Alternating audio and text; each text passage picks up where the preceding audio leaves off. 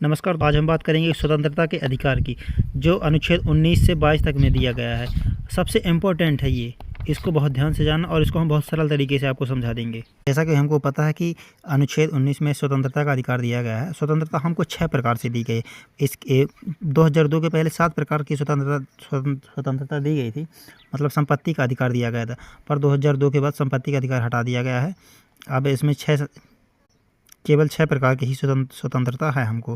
तो नंबर पहली, वाक एवं अभिव्यक्ति की स्वतंत्रता, मतलब हमको एक बोलने की स्वतंत्रता दी गई है, ठीक है। दूसरा, इसमें सभा करने की स्वतंत्रता, यदि हम अच्छा बोलते हैं तो फिर वहाँ पे लोग इकट्ठा होंगे तो हम सभा कर सकते हैं।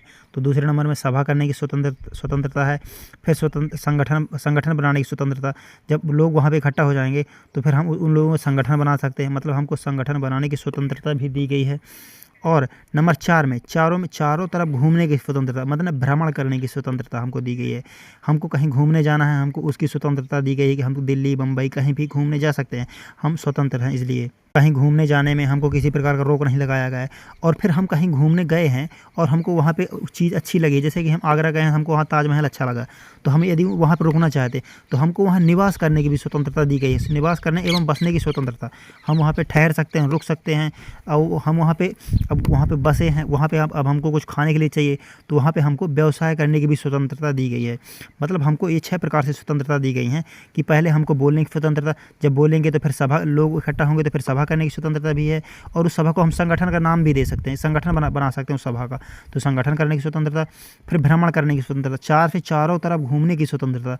और निवास, फिर जब घूमेंगे तो फिर वहाँ पे निवास करने की स्वतंत्रता दी गई है, हम वहाँ पे निवास भी कर सकते हैं। और जब वहाँ पे रहेंगे तो हमको कुछ खाने के लिए चाहिए तो हमको वहाँ पे व्यवसाय करने की भी स्वतंत्रता दी गई है। पर याद रहे, हमको इन 6 चीज़ों का ध्यान रखना होगा। मतलब सुरक्षा के खिलाफ नहीं बोल सकते हैं, किसी की सुरक्षा के खिलाफ नहीं बोल सकते हैं, पब्लिक को डिस्टर्ब नहीं कर सकते हैं, और किसी के सम्मान के खिलाफ नहीं बोल सकते हैं, मतलब किसी के सम्मान के खिलाफ नहीं बोल सकते हैं, और कोर्ट का उल्लंघन नहीं कर सकते। मतलब कानूनी तरीके से रहना पड़ेगा। ऐसा नहीं है कि हम कहीं पे जाकर रोड पे अपना घर बना ले, ऐसा नहीं है।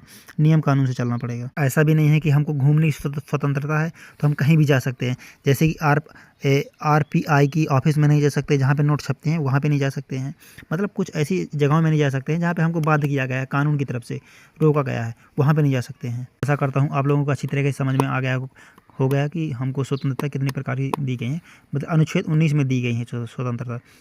तो लाइक और सब्सक्राइब